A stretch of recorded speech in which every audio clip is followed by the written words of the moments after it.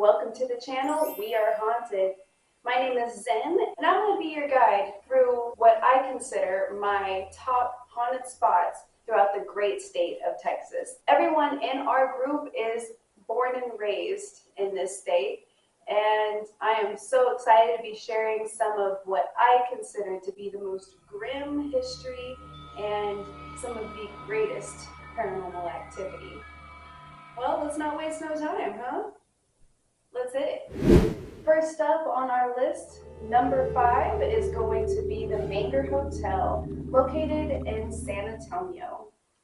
It was opened February 1st, 1859 by William and Mary Manger, and it is located just steps away from the Alamo.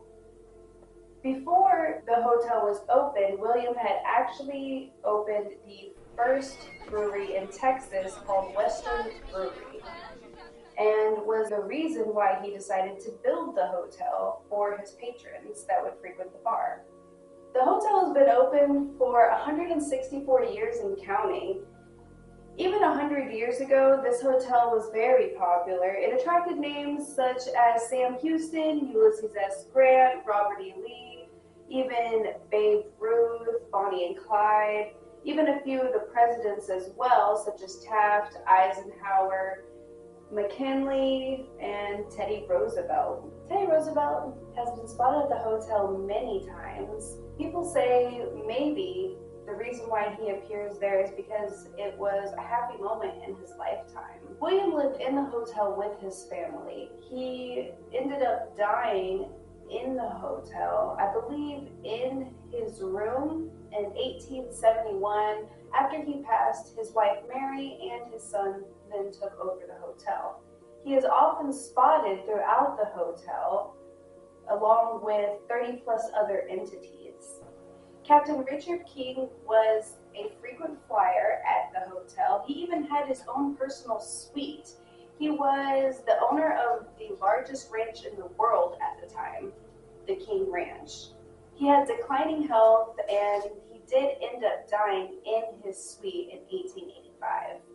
His ghost is often seen walking through where the door once was. The most cited ghost is a woman named Sally White.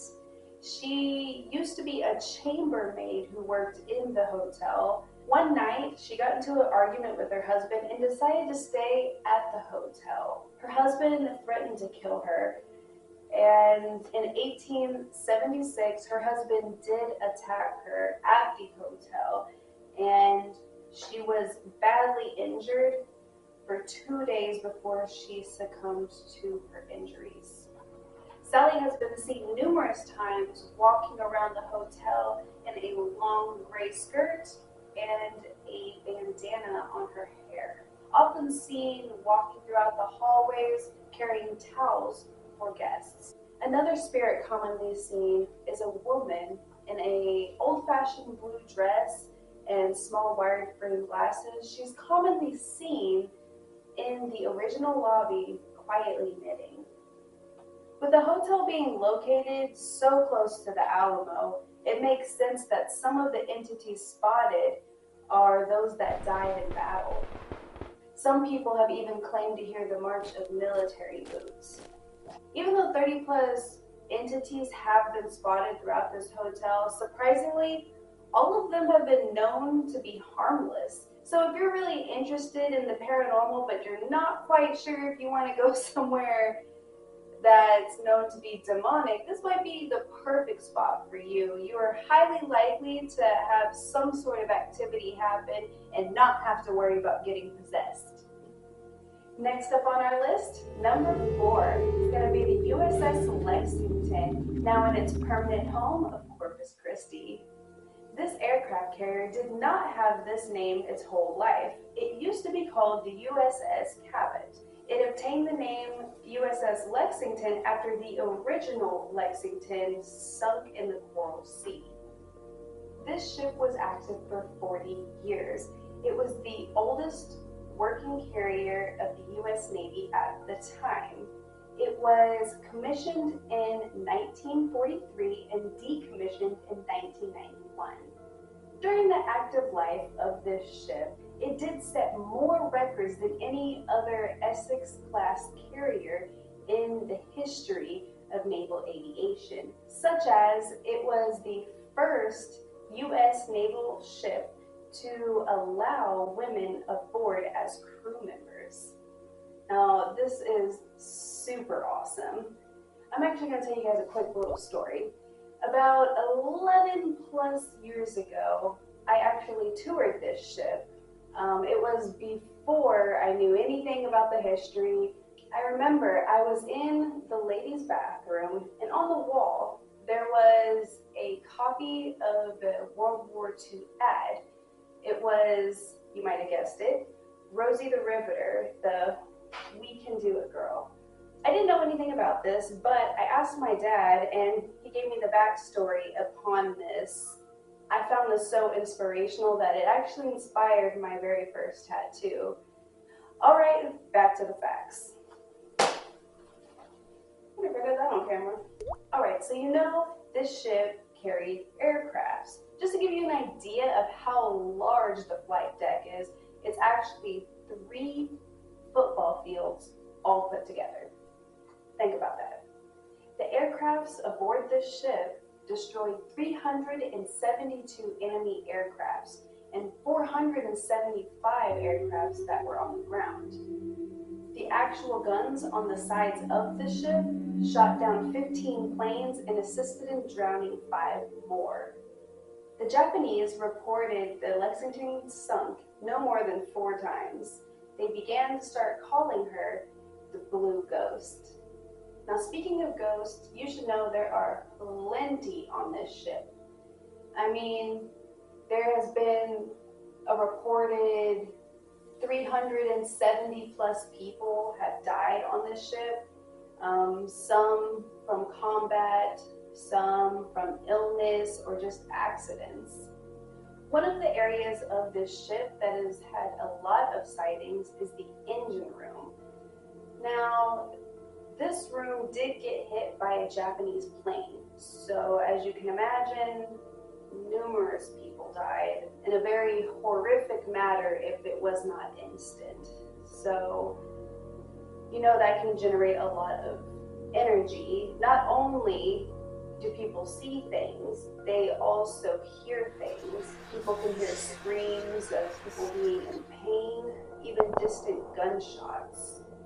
One of the spirits that is often seen around this area is Charlie. He was a blonde-haired, blue-eyed, and very fit-looking gentleman. Now, there's many stories about Charlie, but there's one that sticks out in particular, and it has to do with a family that's touring the ship.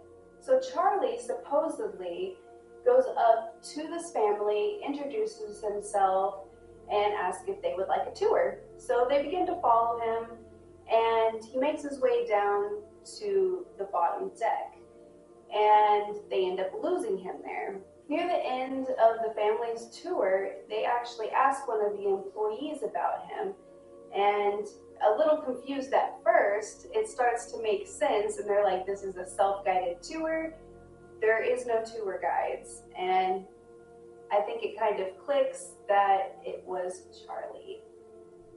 Other spirits that are cited is that of a Japanese pilot and American seaman. I hope you didn't laugh just now. So these two have often been spotted together. Interestingly enough, you wouldn't think so because of, well, you know, the war, but who knows, maybe after decades and decades of having time to think and conversate, maybe they really did find some common ground, and who wants to spend the afterlife alone? Another spirit commonly seen is Chief Petty.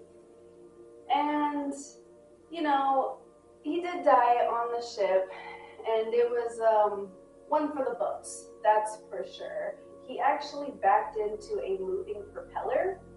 Guys, if I was on a ship, this would probably be me, to be honest. I'm pretty clumsy, and I would go down in history having a pretty interesting death, to say the least. But he has been seen so many times that they actually put a mannequin in the spot where he commonly appears. Sometimes he even shows up right next to it. Like, hey man, what's going on? This place has seen a lot of history. It's no wonder that there's so much activity here.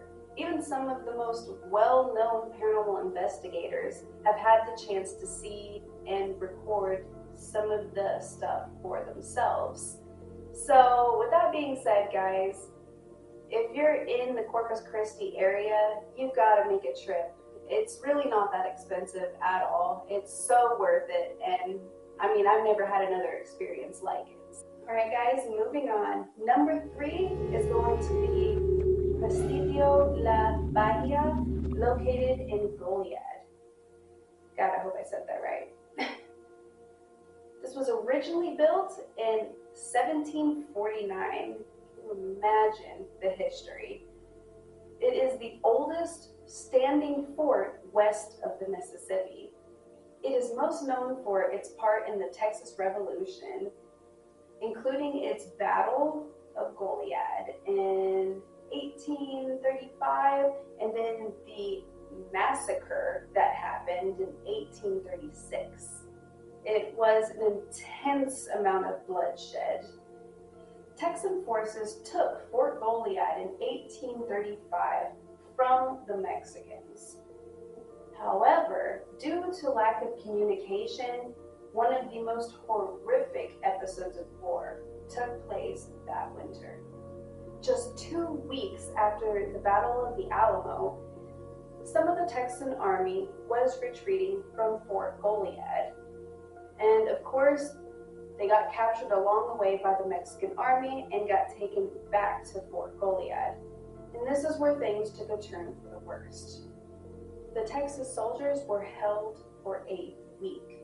Finally, the word came back from Mexican General Santa Anna, and he said to execute them all.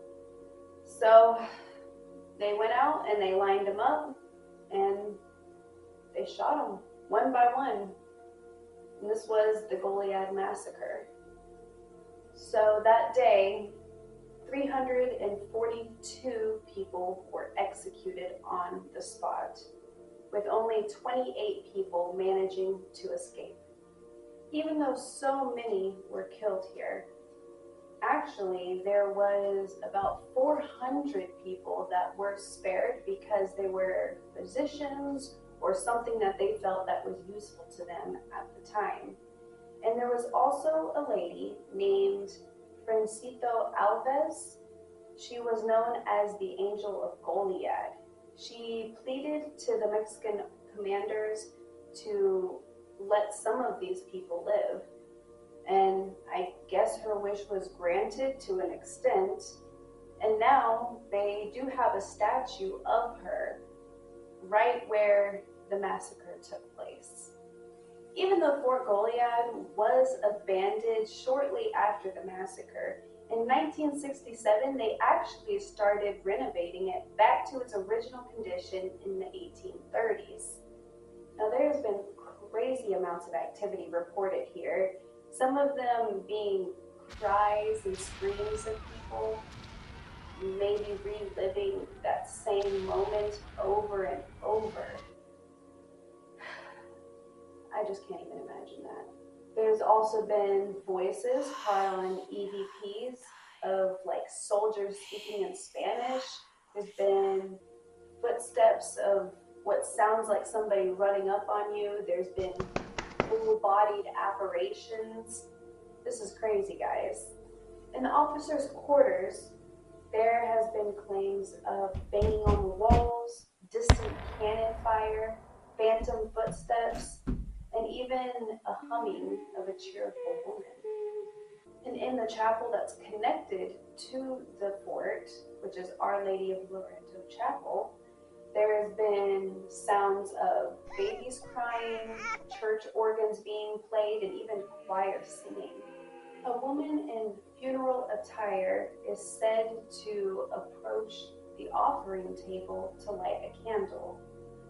Another woman in white appears, going towards the courtyard, searching the graves for a name that cannot be found.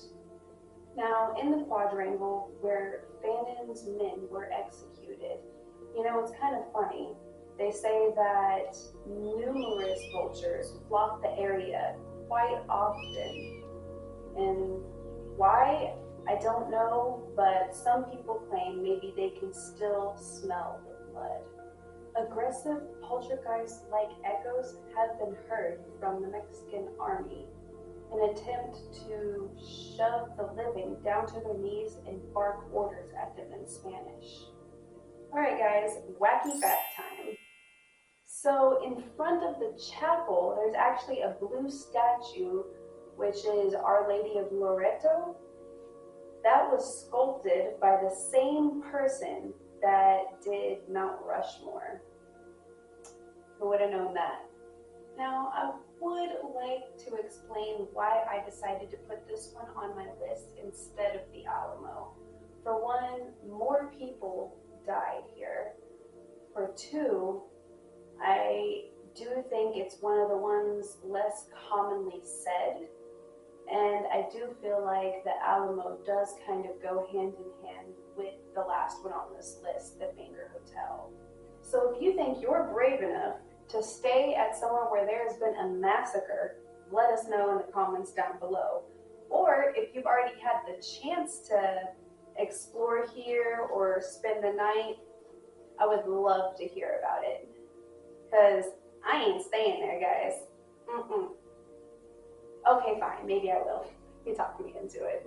One and done, and on to the next one. Number 2 is going to be Yorktown Memorial Hospital, located in, you guessed it, Yorktown. This hospital has been noted as the most haunted place on Earth by numerous people, including a UK-based publisher named The Sun. So let's just get right into it. This hospital was built in 1951. It was ran by a group of nuns known as the Felician Sisters. They were part of the Roman Catholic Church. Just in the 6 years that this place was open, had already accumulated roughly 500 deaths. For those of you that don't know, those numbers are extremely high. We don't know exactly why the numbers were so high. People think maybe it's just because they were extremely short-staffed. It could be with the common diseases that were running around at that point in time. Something happened here and we don't know what it is, but it does not stop there. So fast forwarding to 1986, this is when the hospital transitioned into a place called Skyline Drug and Alcohol Rehabilitation Center. The rehabilitation center was only open for roughly 6 years until it was shut down in 1992. Since that point on, it remains about the same as the last time it was open. There's still plenty of medical equipment, beds, wheelchairs. I mean, it's almost like it never really got shut down at all. And I don't know about you guys, but there's something very eerie about old equipment being left in that space. It's spookier than a completely empty spot. It's almost like each piece of furniture and equipment and objects, they all have a history. There's a bunch of stories connected to each item. So in the 40-year span of Yorktown Memorial being open, there was nearly 2,000 deaths. These numbers are crazy. I mean, I feel like there's so much story to uncover here because if you think about it, the information on this place while it was open is very limited. Most of the information that you find about this place is paranormal. And it makes sense with how many deaths did take place here. So one person that I do kind of want to hone in on is Dr. John Barth. If you've never heard his name before, he was a doctor that had worked there the entire time this place was open as a hospital. So since the inception all the way to the point that it was decommissioned in 1992. He delivered his son at Yorktown. His son's name is Dr. Gordon Barth. He started working at Yorktown Memorial with his father. Now, Dr. Gordon Barth only worked there from 1983 until 1986, so roughly 3 years. Dr. Gordon Barth is still currently a doctor. He resides in Yorktown to this day. Some of the activity that has been reported here is wheelchairs moving on their own, disembodied voices, footsteps, even a few shadow figures and apparitions have been spotted. Not by many, but there has been a few, so it's worth noting. People have also been shoved and scratched. Now, these people that are getting scratched are usually those with tattoos, and the common spot is in the chapel. They say maybe it's the disapproving nuns that just cannot stand tattoos. The most reported apparition is of a little girl named Stacy.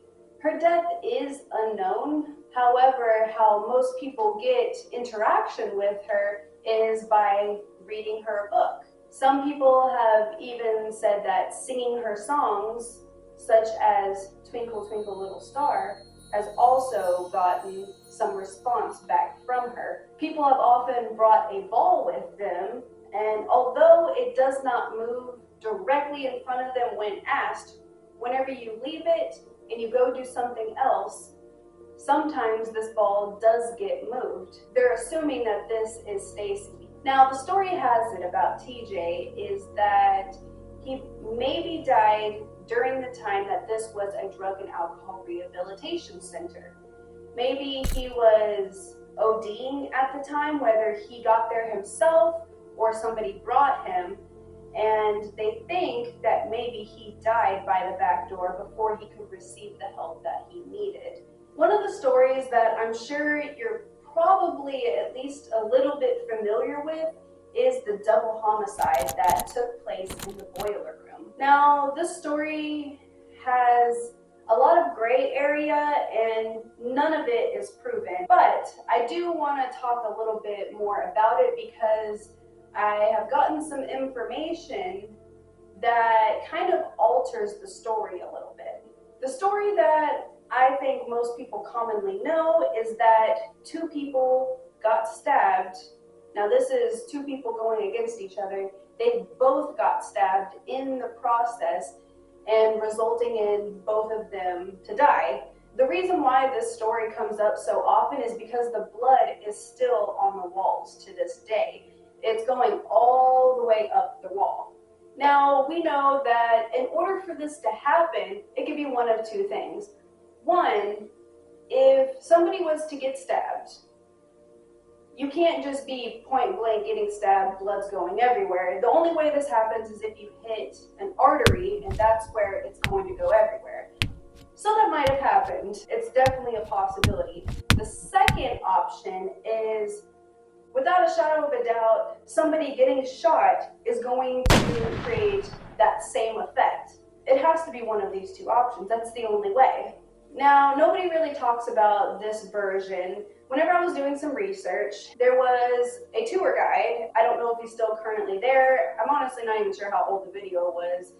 I was looking at a lot of stuff. But he knew pretty in depth almost anything you could think of about Yorktown. He's heard about it because he's there day in, day out. You have to know the whole story as much as you possibly can. So he got connected to this lady that claimed to have worked there in the 80s. She said that she only worked there for not very long, and she did quit because she said she was seeing things that were definitely considered malpractice. During this time of speaking with her, there was an occurrence of the security footage going off, registering that there was someone on the property. You know, because they do conduct investigations and tours and whatnot, they do have security footage. So he gets a photo sent to him about who's seen on the property. During the time that he's talking to this lady, you know, it was worth bringing up. He shows her the photo and she claims that this is the guy that she worked with at the time. So she says that this is the guy that killed 2 people in the boiler room that day. He was part of the love triangle. All the other stories that have been told about this place, this guy has not came up once. Could this be a little bit more to the story of what actually happened? Maybe.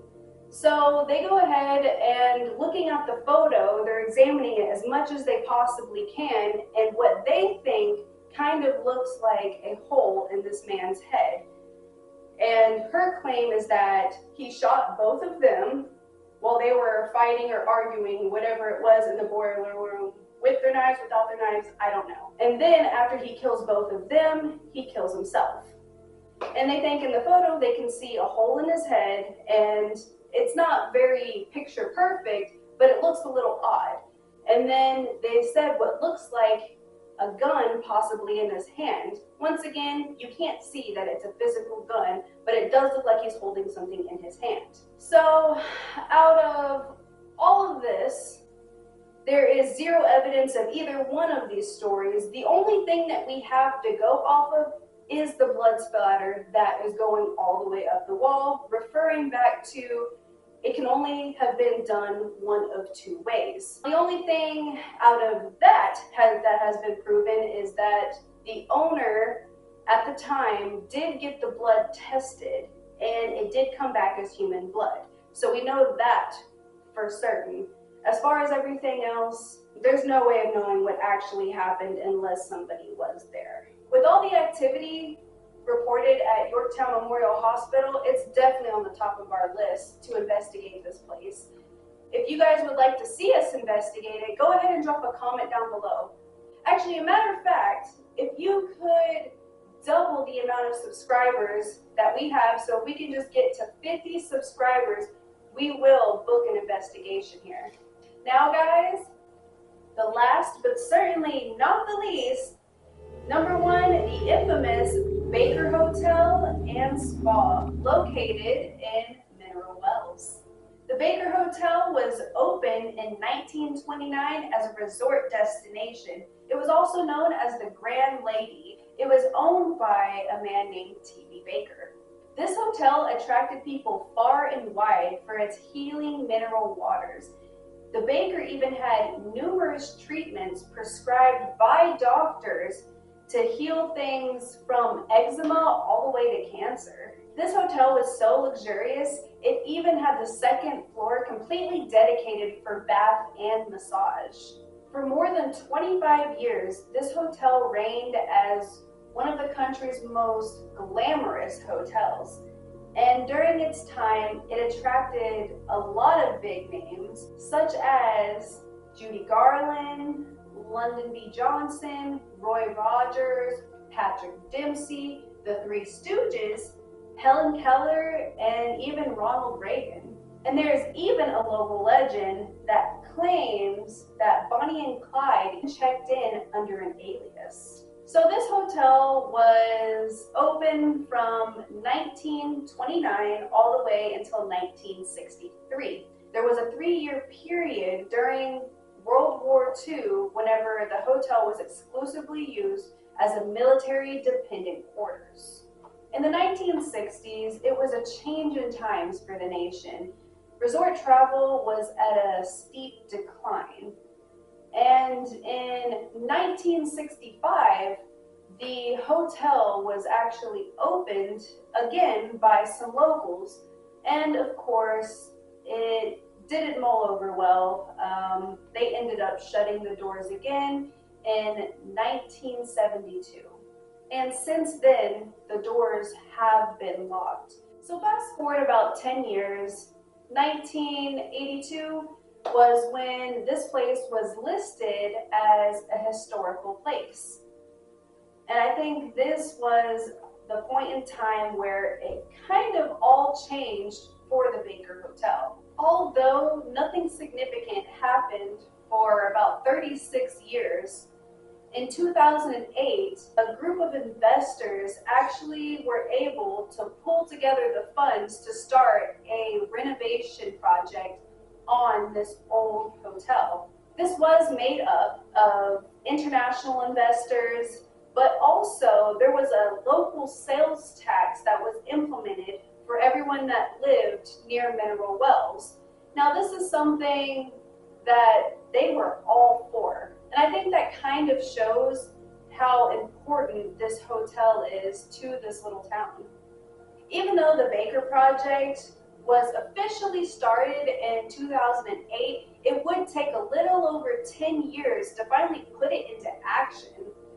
So in 2019 is when they finally started the rehabilitation of the Baker Hotel, and it is still currently happening to this day. It is projected to open in 2025. So there was this incident of the Brazos Room. It consisted of a tour group. I don't have the year that this happened, but this group consisted of old vets from World War II and their spouses. During the time that they were touring this hotel, there was a moment when everyone collectively all heard what sounded like dishes and silverware clanking, and then a bunch of talking started happening on top of the sounds of orchestral music playing in the background. Almost like they were being transported back to the time of when this hotel was thriving. Now, although nobody else has ever reported to have this experience, I do find it relatively interesting that this whole group collectively can agree that this did happen. Although we don't have a number for how many people have died at this hotel, we do know that majority of the people that came to this hotel were in search for a cure for their illness or their injury. And as we now know, the mineral waters did not help them. I mean, so this was either a hoax or possibly just wishful thinking. But with so many doctors prescribing these treatments towards them, I don't know, something just seems a little fishy to me. Mr. Baker lived in the hotel in his own fancy suite on the 10th floor with his family. Now, he did stay here all the way until his death, which, yes, it was in the hotel in 1972. And during the time that Mr. Baker lived there, he was known to have had a mistress that lived on the 7th floor. And as you guys probably know, all good things must come to an end. And of course, this one was very tragic. Distraught from her affair, the mistress decided to commit suicide by jumping from the very top of this 14-story high building. She has now been seen numerous times by people going back and forth across the 7th floor where her room once was. The reported sightings of her go all the way back to the 1950s. Many people have reported smelling her perfume and even a little bit of flirtatious advances with men that she fancies. She is one of the 49 spirits that is said to roam this hotel. Another story of a death that happened at this hotel was of a drunk woman. Now, I don't know where she got this bright idea, but she jumped from the balcony of the 12th floor and tried to make it into the pool. Clearly that didn't happen. And even if she did, I can't imagine how she thought that was going to end well. A lot of mediums have visited this hotel, and one of the common spirits that they have connected with is that of a little boy, approximately anywhere from 6 to 8 years old. He supposedly has communicated with them and said that he did die in one of the rooms at the hotel in 1933. He was there with his parents seeking out medical treatment for his leukemia. This little boy is one of the very few spirits that actually wants to be contacted at this hotel. From what mediums have said, most of the spirits prefer to be left alone. This last story is about a cook at the hotel. He was known to have had an affair with one of the maids. After she threatened to tell his wife about their love, he stabbed her to death. in the kitchen pantry. Out of all the places on this list, I can say wholeheartedly that this one legitimately is my number one. I have been dying to go to this hotel for I don't know how long. And I know that once it does finally open sometime in 2025, this is a must do. I am for sure going to go to this place, whether it is an investigation or not. I am just dying to see inside of the Baker Hotel for myself. Alright, I know you guys did not think that was all, right? I'm sure you got a couple on your list that you were thinking that should have been on my list. However, I could not fit everything into one, but I will give you a little bonus. I saved the best for last. So, as a honorable mention is going to be the Hill House, also located in Mineral Wells. So as you probably know, this place has had a lot of history happen here. And the reason that I have saved this as my honorable mention is because it does go hand in hand with the Baker Hotel. Not only because you can see the Baker Hotel from the house, but because it is connected in the history. Whenever the Hill House used to be a brothel, it would send patrons of the hotel to Hill House to these working ladies. It also supplied alcohol during the Prohibition era. So as you can see, these definitely go hand in hand, and it's also had its fair share of activity. This ranges all the way from your standard EVPs to bite marks, being burned, being pulled off of the bed. Guys, this is poltergeist-like activity, and I mean, it hasn't just happened to one person, okay? This has been numerous people.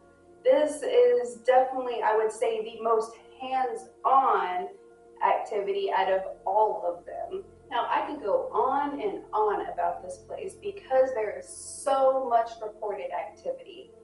But I am going to save that for another video, only if you guys would like to hear about it. If you would like to hear the full-on backstory and everything in between for this house, go ahead and drop a comment down below so I can know that you guys are interested in hearing these things. And now, officially, we are here at the end of the video. So, if you guys did enjoy this video, please let me know and just give me a thumbs up, guys. That's all I'm asking for, okay? Because without it, I will not know if this was any good. So, and if you're a haunted history buff, let me know if there's anything that you learned new in this video. I'd like to really try and do a super deep dive and get everything for you guys, and maybe even a little more that you haven't seen in other videos. So if I accomplish that, go ahead and subscribe. I promise we got more things in the works. We already have our next investigation book, so that should be the next video. I can't let you guys know too much, but you will be seeing me and the rest of the group very soon. If you haven't had a chance to go ahead and check out our last video, it is an investigation of a haunted hotel in Dallas. Alright guys, check you guys on the next one.